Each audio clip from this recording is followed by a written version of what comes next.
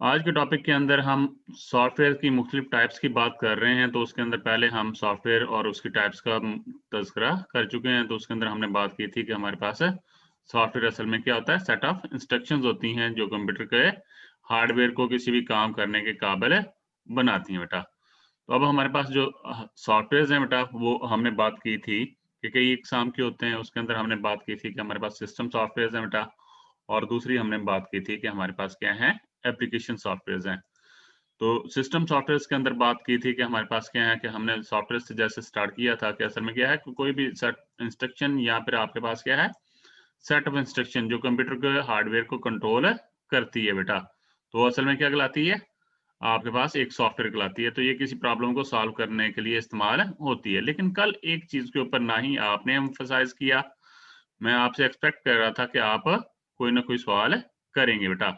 तो उसके अंदर जो हमारे पास बात थी वो क्या थी कि यहाँ पे हमारे पास यहाँ पे सॉफ्टवेयर के बारे में दूसरी बात हमने की थी कि सॉफ्टवेयर क्या है, आपके पास इज अ सिंगल और कलेक्शन ऑफ प्रोग्राम। लेकिन इसके ऊपर कोई सवाल नहीं आया बेटा। तो असल में आपने कोई भी आपके पास इंस्ट्रक्शन का मजमूआ हो सकता है बेटा, हमने कहा था वो क्या कहलाता है, सॉफ्टवेयर या प्रोग्राम। लेकिन जब कलेक्शन ऑफ प्रोग्राम आ गया, तो जो आपके पास कोई टास्क वगैरह परफॉर्म करने के लिए या प्रॉब्लम को सॉल्व करने के लिए इस्तेमाल होता है बेटा, उसे हम सॉफ्टवेयर कहते हैं। तो यहाँ पे कोई सवाल नहीं आया था। वो सवाल बड़ा ही मैंने केस था, बड़ा ही आपके लिए मेरे लिए परेशान-कुन था कि यहाँ पे कोई बात नहीं पूछी गई बेटा। तो यहाँ पे असल में जो ऑपरेटिंग सिस्टम होता है, असल में क्या होता है, आपके पास कलेक्शन ऑफ प्रोग्राम्स होता है बेटा। तो या फिर कलेक्शन ऑफ सॉफ्टवेयर्स होता है जो क्या करते हैं, आपके मुख्तलिफ टास्क परफॉर्म करते हैं बेटा। तो ये जो आपके पास कलेक्शन ऑफ प्रोग्राम्स जो लिखा हुआ था, सॉफ्टवेयर जो होता है वो सिंगल भी हो सकता है या फिर कलेक्शन ऑफ प्रोग्राम्स हो सकता है जो पार्टिकुलर टास्क परफॉर्म करते हैं। तो ये ऑपरेटिंग सिस्टम की डेफिनेशन का मुकम्मल करने के लिए इस्तेमाल किया गया था बेटा। तो यहाँ पे अब हमारे पास हम बात करते हैं कि हमने बात की थी सॉफ्टवेयर की 2 टाइप्स हैं, एक सिस्टम सॉफ्टवेयर और दूसरा एप्लीकेशन सॉफ्टवेयर बेटा। सिस्टम सॉफ्टवेयर के बारे में हमने बात की थी कि कंप्यूटर को ऑपरेट करने के लिए या फिर कंप्यूटर के हार्डवेयर को कंट्रोल करने के लिए या प्लेटफ़ॉर्म प्रोवाइड करने के लिए इस्तेमाल होते हैं बेटा। तो सिस्टम सॉफ्टवेयर जो होते हैं असल में हमें इनको 2 कैटेगरीज़ के अंदर हमने मुख्तलिफ कैटेगरीज़ के अंदर मेनली तक़सीम किया था। उसके अंदर आपके पास ऑपरेटिंग सिस्टम था और यूटिलिटी सॉफ्टवेयर था बेटा। तो यहाँ पे हमारे पास अगर हम बात करें, तो आपके पास सिस्टम सॉफ्टवेयर का जो रोल था वो क्या था बेटा? उसके अंदर हमने बात की थी कि आपके पास सिस्टम सॉफ्टवेयर क्या कर सकता है, आपके पास असल में सिस्टम सॉफ्टवेयर हार्डवेयर के साथ इंटरैक्ट करता है और उसे कंट्रोल करता है बेटा। तो यूज़र क्या कर सकते हैं बेटा, आपके पास सिस्टम सॉफ्टवेयर के ज़रिए ही किसी भी हार्डवेयर के साथ इंटरैक्ट कर सकते हैं। तो हमने कहा था कि डिफरेंट एप्लीकेशंस होती हैं, जो मुख्तलिफ टास्क के लिए इस्तेमाल होती हैं।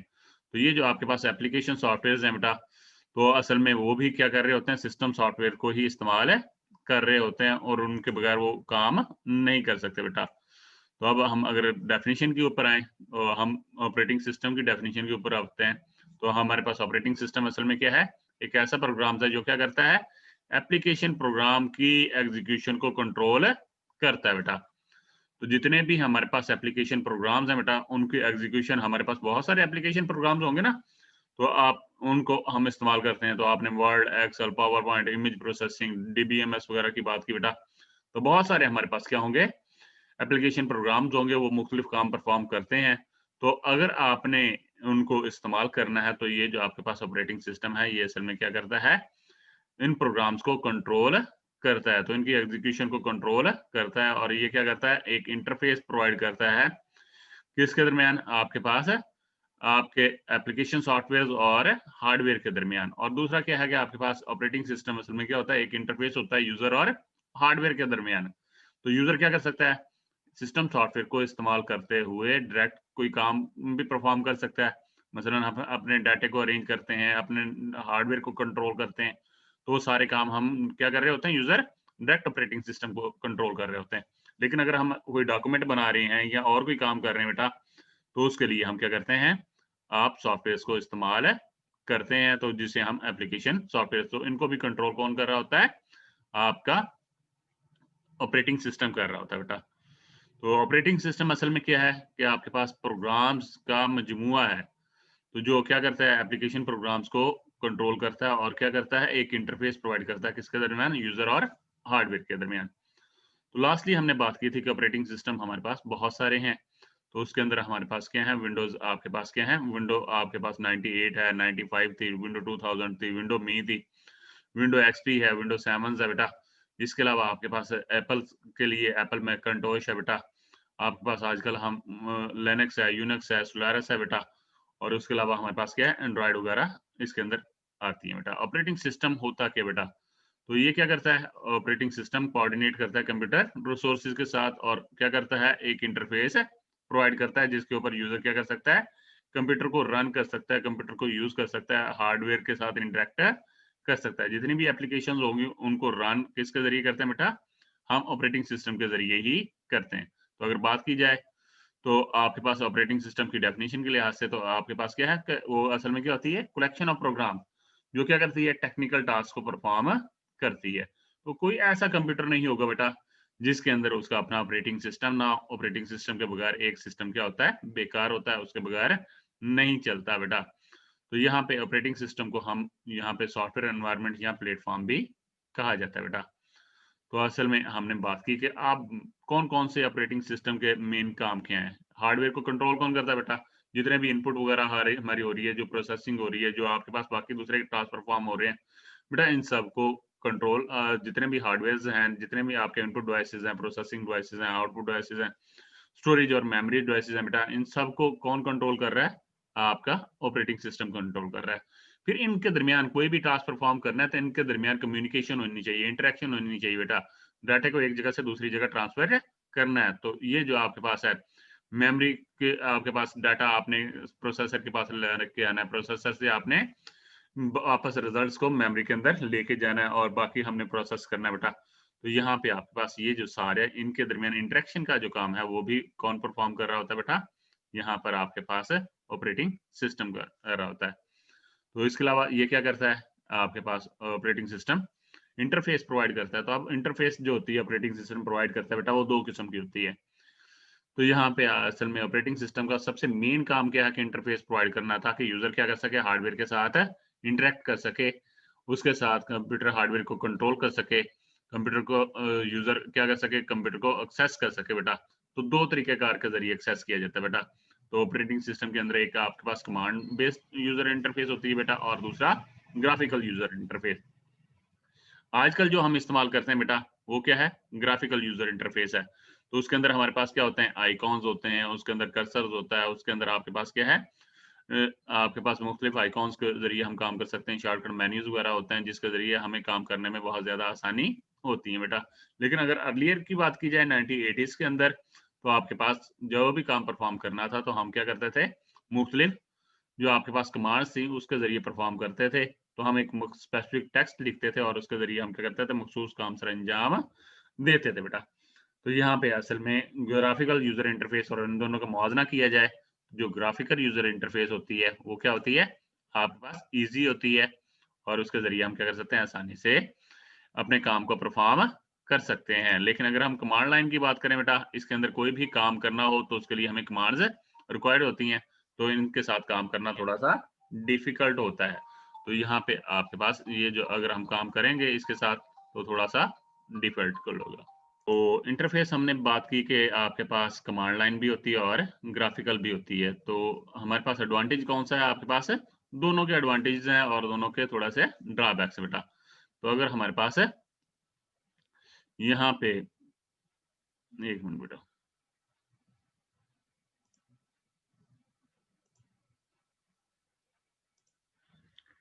जी बेटा, तो अब आपको यहाँ पे नज़र आ रहा है बेटा इंटरफ़ेस? तो हम बात करते हैं यहाँ पे आपके पास जो आपके पास है, तो ये इंटरफ़ेस हमारे पास क्या है, 2 किस्म की हैं, कमांड लाइन भी और ग्राफ़िकल यूज़र इंटरफ़ेसेस भी हैं। तो जो कमांड लाइन थी ये मेमोरी के अंदर कम जगह लेती थी। कभी भी ऑपरेटिंग सिस्टम की बात करेंगे तो उसके अंदर बात करेंगे कि वो मेमोरी के अंदर कितनी जगह लेता है बेटा। उसको रन करने के लिए कितनी जगह चाहिए होती है, उसके इंस्ट्रक्शन का साइज़ कितना है, कितनी इंस्ट्रक्शंस हैं, फिर उसका ईज़ ऑफ यूज़ के इस्तेमाल करने के लिहाज से कितना आसान है बेटा। तो इन चीज़ों के लिहाज से कि काम करना उसके अंदर कितना आसान है। तो अगर इन दोनों को आपस में कंपैरिज़न किया जाए तो बेटा जो आपके पास कमांड लाइन्स हैं उसकी इंस्ट्रक्शन बहुत कम होती हैं, लेकिन ग्राफ़िकल यूज़र इंटरफ़ेस के अंदर क्या होती हैं, ज़्यादा इंस्ट्रक्शंस होती हैं। मेमोरी साइज जो होता है आपके पास ग्राफिकल यूजर इंटरफेस ज्यादा लेती है, और लेकिन कमांड लाइन क्या करती है, बहुत कम मेमोरी के अंदर चल सकती है बेटा। उसके बाद हमने बात की थी कि यहाँ पे ईज ऑफ यूज के लिहाज से, तो ये जो हमारे पास ग्राफिकल यूजर इंटरफेस है, इसको इस्तेमाल करना क्या होता है, बहुत ज्यादा आसान होता है। लेकिन इसके मुकाबले में कमांड लाइन की बात की जाए तो उसको यूज करना क्या होता है, बहुत ज्यादा मुश्किल होता है बेटा। अब हम आगे बात करते हैं कि ये हमारे पास क्या है कि सॉफ्टवेयर के अंदर हमने ऑपरेटिंग सिस्टम की बात कर रहे हैं। तो अब हमारे पास क्या है कि फंक्शंस क्या है बेटा। अगर हम वहां पे देखें बुक्स के अंदर, तो बुक्स के अंदर मुख्तलिफ ऑपरेशंस आपके पास फंक्शन दिए हुए हैं। उसके अंदर बूटिंग है, मेमोरी मैनेजमेंट है, लोडिंग एंड एग्जीक्यूशन है बेटा। तो वो आपके पास है दिए हुए हैं। तो हम थोड़ा सा यहाँ पे इसको जरा ज्यादा डिटेल्स के साथ देखेंगे बेटा। तो सबसे पहले आपके पास मेन काम क्या होता है, एक जो मुख्तलिफ कैटेगरीज के अंदर तकसीम किया गया, उसके अंदर पहला काम क्या आपके पास है, मैनेज कंप्यूटर रिसोर्सेज बेटा। तो आपके पास कंप्यूटर मेमोरी को मैनेज करना है बेटा, मेमोरी के साथ कोऑर्डिनेट करना है, प्रोसेसिंग के साथ, स्टोरेज डिवाइसेस के साथ और प्रिंटर आउटपुट डिवाइसेस के साथ कोऑर्डिनेट करना। तो जितने भी आपके पास डिवाइसेस हैं उनको कोऑर्डिनेट करना कि उन्होंने ये काम करना है, और उनके दरमियान इंटर कम्युनिकेशन परफॉर्म करना बेटा, ये किसका काम है, ऑपरेटिंग सिस्टम का।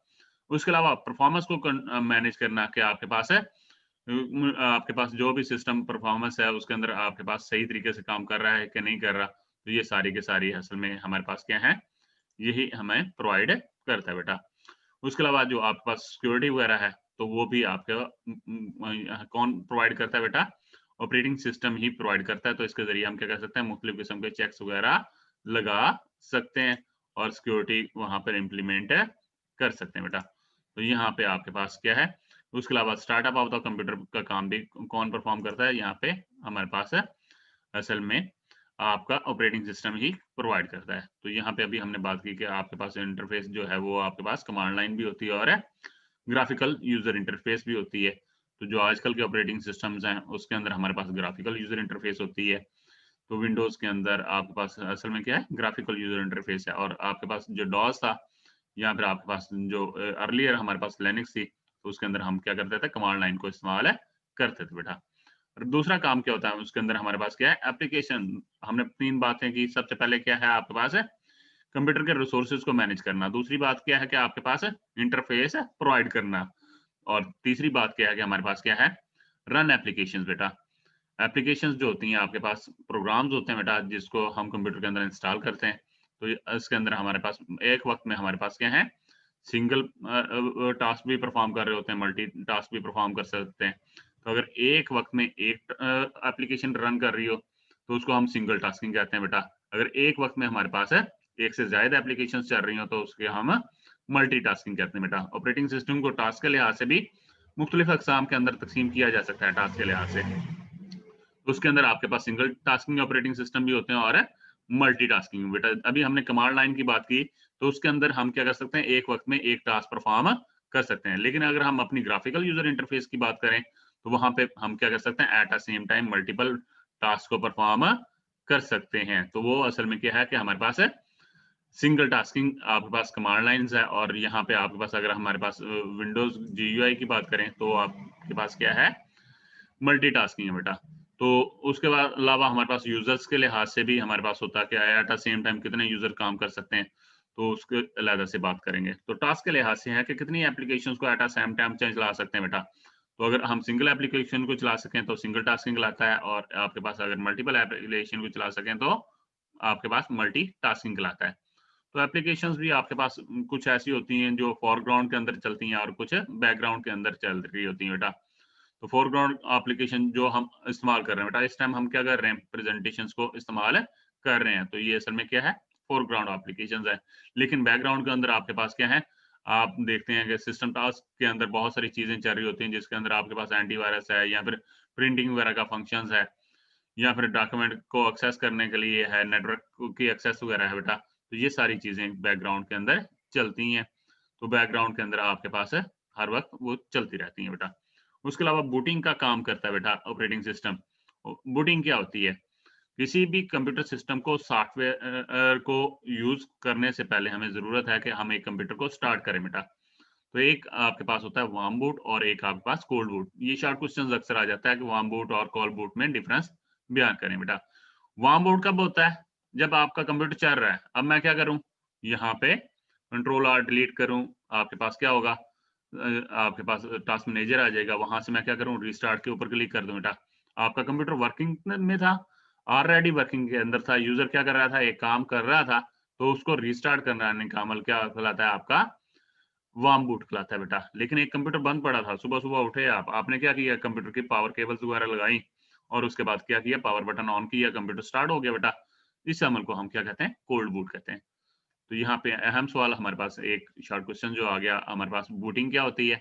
बूटिंग वो प्रोसेस होता है जिसके अंदर हम कंप्यूटर और उसके हार्डवेयर को स्टार्ट करते हैं यूज के लिए। अब हमारे पास बूटिंग जो है हमारे पास दो किस्म की है, आपके पास वार्म बूट और कोल्ड बूट बेटा।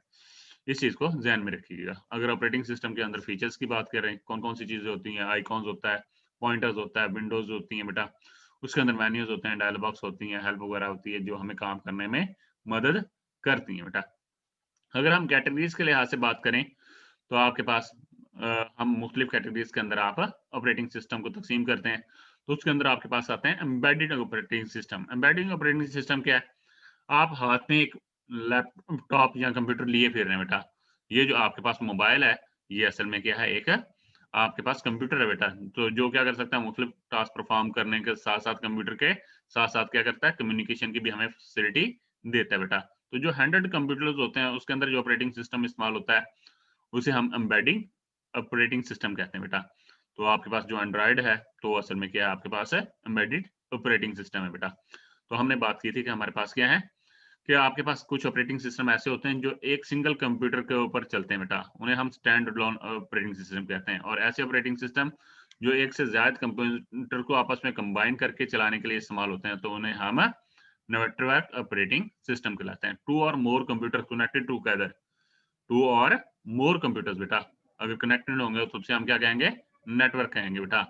तो नेटवर्क ऑपरेटिंग सिस्टम जो होता है असल में क्या करता है बेटा, आपके डिफरेंट जो कंप्यूटर्स होते हैं एक नेटवर्क के अंदर, उनको आपस में कोऑर्डिनेट करने में, एक दूसरे के साथ लिंक करने में, डाटा शेयरिंग, रिसोर्स शेयरिंग वगैरह के लिए इस्तेमाल होता है बेटा। तो यहाँ पे हम थोड़ा सा आप कि अगर बात समझ आ गई है तो ठीक है, हम आगे फिर स्टार्ट करते हैं बेटा। तो चंद एक एग्जांपल्स ले लें हमारे पास। तो उसके अंदर हमारे पास विंडोज है। तो विंडोज आजकल हम क्या करते हैं, बहुत वाइडली यूज करते हैं बेटा। मैक जो है असल में क्या है कि पावरफुल है और असल में क्या होता है, आपके पास इजी टू यूज है बेटा। लेकिन आपके पास यूनिक्स जो है असल में क्या था, वेब के लिए डिजाइन किया गया था ताकि मुख्तलिफ जो है लोग जो हैं वो क्या कर सकें, नेट के जरिए एक दूसरे के साथ कम्युनिकेट कर सकें बेटा। जो लिनक्स है ये सन के हैं बेटा, नॉन आपके पास प्रॉपर प्रायोरिटी है बेटा। तो इसके अंदर आपके पास क्या है कि वेब से आपके पास क्या हो जाता है, फ्री मिल जाता है और ये ओपन सोर्स है बेटा। इसके अंदर कोई भी आदमी सोर्स कोड के अंदर अपनी मर्जी के मुताबिक तब्दीलियां कर सकता है बेटा। तो विंडोज की बात सबसे पहले करते हैं। तो विंडोज जो है आपके पास क्या है, मोस्ट पॉपुलर माइक्रो कंप्यूटर का ऑपरेटिंग सिस्टम है, जो कब स्टार्ट हुआ बेटा, 1990s के अंदर। इससे पहले 1990 से पहले भी तो कंप्यूटर थे ना, 1945 से स्टार्ट हुए, 1941 से। तो उसके अंदर फिर हम क्या करते थे बेटा, हमने बात की ना कमांड लाइन इंटरफेस होती है बेटा। तो उससे पहले हम क्या करते थे, कमांड लाइन इंटरफेस इस्तेमाल करते थे बेटा। तो हमारे पास इसकी जो है वाइड वैरायटीज हैं। उसके अंदर आपके पास जो है लेटेस्ट वर्जन जो है उसके अंदर विंडो 8 है, विंडो 10 भी आ गई बल्कि। तो यहाँ पे इसके अंदर आपके पास क्या है, आपके पास मुख्तलिफ जो थे, आपके पास विंडो 3.0 से आगाज हुआ और उसके अंदर मजीद तरक्की होती गई। तो जो आपके पास एप्पल के कंप्यूटर्स होते हैं बेटा, उनके लिए हमारे पास क्या होता है, आप मैक ऑपरेटिंग सिस्टम को इस्तेमाल करते हैं बेटा। लेकिन इतना ज्यादा ये आपके पास पॉपुलर नहीं है जिस तरीके से हमारे पास विंडोज हैं। तो आपने कभी कभार ही किसी के पास देखा होगा कि किसी के पास मैक होगा। तो मैक जो है असल में क्या है, आपके पास है खास तौर पे आपके पास है जो है इस्तेमाल होता है कहाँ पर, आपके जो एप्पल कंपनी के हार्डवेयर है उसके लिए इस्तेमाल होता है। तो ये आपके पास क्या है, हर हार्डवेयर के लिए आसानी से इस्तेमाल नहीं हो सकता। तो हमारे पास जो आपके पास मैक ऑपरेटिंग सिस्टम के जो मुख्तलिफ वर्जन है बेटा, उसके अंदर Mac operating system Mac OS X है और हमारे पास क्या है, लेपर्ड्स है बेटा। उसके अलावा हमारे पास क्या है कि आपके पास एक सन कंपनी है, वो भी आपके पास क्या है कि बहुत सारे ऑपरेटिंग सिस्टम बनाए जो आपके पास मल्टीपल यूजर्स को आपस में इंटरेक्ट करने के लिए इस्तेमाल होते थे बेटा। तो ये जो आपके पास यूनिक्स है, तो असल में मिनी कंप्यूटर्स जो होते थे, तो आपके पास मुख्तलिफ वैरायटीज हैं कंप्यूटर्स की। क्लासिफिकेशंस के लिहाज से आपके पास सुपर कंप्यूटर्स हैं, आपके पास आमतौर पे हम जो इस्तेमाल करते हैं उन्हें हम माइक्रो कंप्यूटर्स कहते हैं। उसके अलावा हमारे पास नेटवर्क के लिए हम मिनी कंप्यूटर्स और मेन फ्रेम कंप्यूटर्स को इस्तेमाल करते हैं बेटा। तो जो आपके पास जो मिनी कंप्यूटर्स है बेटा, जिसके अंदर हम बहुत सारे लोगों को कनेक्ट कर सकते थे, तो वहां पे हम क्या करते थे, यूनिक्स ऑपरेटिंग सिस्टम को इस्तेमाल कर सकते थे। तो ये at a same time network operating system था जो बहुत सारे कंप्यूटर्स को कंट्रोल कर सकता था। तो ये आपके पास क्या है कि आपके पास बहुत पावरफुल है, माइक्रो कंप्यूटर्स के अंदर भी इस्तेमाल किया जाता है बेटा। लिनक्स जो है असल में क्या है, आपके पास यूनिक्स का एक वर्जन है, तो उसके अंदर हमारे पास क्या ओपन सोर्स है। तो उसमें आपके पास क्या है कि कंप्यूटर सॉफ्टवेयर जो है असल में आपके पास इसके अंदर लाइसेंसिंग वगैरह नहीं है, ऑनरशिप वगैरह नहीं है, ओपन सोर्स है, कोई भी आदमी इसे ले सकता है विदाउट लाइसेंसिंग। तो इस ये थे जी हमारे पास टाइप्स ऑफ ऑपरेटिंग सिस्टम और उसकी टाइप्स। तो यहाँ पे ऑपरेटिंग सिस्टम को यहाँ पे आपके फीडबैक क्वेश्चंस लेने से पहले हम क्या करते हैं, एक और कैटेगरीज के लिहाज से तकसीम करते हैं बेटा। तो यहाँ पे हम क्या करते हैं, ऑपरेटिंग सिस्टम को उनके टास्क के लिहाज से और उनके यूजर्स के लिहाज से हम मुख्तलिफ कैटेगरीज के अंदर तकसीम करते हैं। अभी हमने बात की कि आपके पास क्या है कि आपके पास हम इसे 4 कैटेगरीज के अंदर, अगर आपके पास single user single tasking, single user single tasking, एक ऐसा ऑपरेटिंग सिस्टम जो एक वक्त में एक टास्क परफॉर्म कर सके और उसके अंदर सिंगल यूजर काम कर सके, क्या कहलाता है, सिंगल यूजर सिंगल टास्किंग। उसके अलावा हमारे पास क्या है, मल्टी यूजर आपके पास क्या है, सिंगल टास्किंग। उसके अंदर एट अ सेम टाइम बहुत सारे यूजर काम कर सकते हैं, लेकिन उसके अंदर हम क्या कर सकते हैं, सिंगल टास्क को परफॉर्म कर सकते हैं। उसके अलावा हमारे पास क्या है कि आपके पास क्या है कि मल्टी यूजर, यहाँ पे हमारे पास क्या है मल्टी यूजर, लेकिन यूजर आपके पास क्या है सिंगल टास्किंग के लिहाज से। अब हमारे पास क्या है मल्टी टास्किंग के लिहाज से, तो यहाँ पे आपके पास सिंगल यूजर है उसके अंदर, लेकिन आपके पास क्या है टास्क कितने परफॉर्म कर सकते हैं, मल्टीपल। तो इसलिए हम सिंगल यूजर मल्टी टास्किंग हम कहते हैं बेटा। तो आपके पास मल्टी यूजर और मल्टी टास्किंग बेटा, मल्टी यूजर मल्टी टास्किंग। तो ये 4 कैटेगरीज के लिहाज से भी हम उसको क्या कर सकते हैं, डिवाइड कर सकते हैं बेटा। तो हम इसके अंदर देखते हैं कि उसके अंदर आपके पास कौन कौन से ऑपरेटिंग सिस्टम आ जाते हैं बेटा। हाँ जी, आपके जहन में कौन कौन से ऑपरेटिंग सिस्टम आते हैं आपके पास सिंगल यूजर और सिंगल टास्किंग के अंदर। बेटा हमारे पास जो डॉज है वो असल में क्या है, सिंगल यूजर और सिंगल टास्किंग ऑपरेटिंग सिस्टम है, जिसके अंदर हम क्या कर सकते हैं, एक यूजर एक वक्त में कनेक्ट हो सकता है और वो क्या कर सकता है, सिंगल टास्क को परफॉर्म कर सकता है बेटा। तो ये जो डिस्क ऑपरेटिंग सिस्टम है वो असल में क्या है, single user single tasking operating system है बेटा। उसके अलावा हमारे पास क्या है कि आपके पास सिंगल यूजर और मल्टीटास्किंग, ये हम जितने भी ऑपरेटिंग सिस्टम इस्तेमाल करते हैं वो असल में क्या है, हमारे पास है सिंगल यूजर आपके पास है और मल्टीटास्किंग। विंडो आपके पास एक्सपी है, विंडो 2000 है, आपके पास विंडो मी है, विंडो 7 है, विंडो 8 है बेटा। ये सारे के सारे क्या हैं, इसमें एक यूजर एक वक्त में काम कर सकता है और क्या कर सकता है, मल्टीपल टास्क परफॉर्म कर सकता है बेटा। तो ये हमारे पास क्या है, आपके पास सिंगल, आपके पास क्या है कि आपके पास मल्टी यूजर और सिंगल टास्किंग आपके पास। तो सॉरी बेटा, हम बात कर रहे हैं कि आपके पास क्या है, सिंगल यूजर और मल्टीटास्किंग।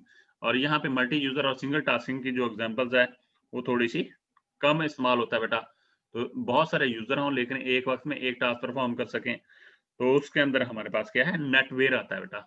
तो ये डॉस की तरह ही काम करता है। तो उसके अंदर हमारे पास क्या है, मल्टीपल यूजर उसके साथ कनेक्ट हो जाते हैं और क्या कर सकते हैं, सिंगल टास्क परफॉर्म एट वक्त कर सकते हैं बेटा। तो उसके अलावा मल्टी यूजर और मल्टी टास्किंग, तो यहाँ पे आपके पास जितने भी आपके पास ऑपरेटिंग सिस्टम है, जिसके अंदर हमारे पास क्या है कि आपके पास सर्वर ऑपरेटिंग सिस्टम्स हैं बेटा।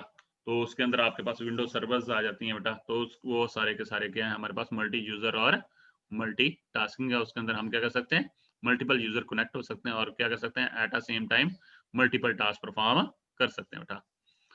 तो ये था आज का लेक्चर एंड एक नए लेक्चर के साथ हाजिर होंगे।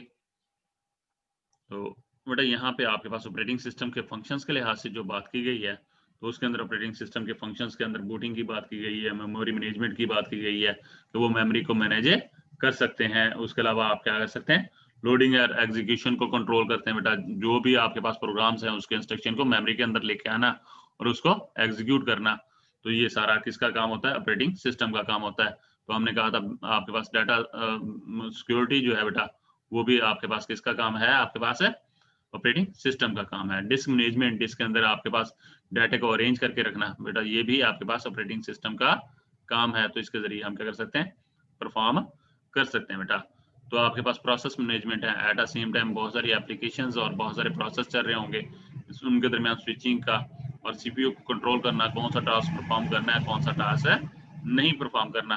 तो ये सारा काम आपके पास क्या है, आपका ऑपरेटिंग सिस्टम परफॉर्म करता है बेटा। तो डिवाइस को कंट्रोल करना, जितने भी हमारे पास है उन सबको कंट्रोल करने का भी काम आपका ऑपरेटिंग सिस्टम करता है।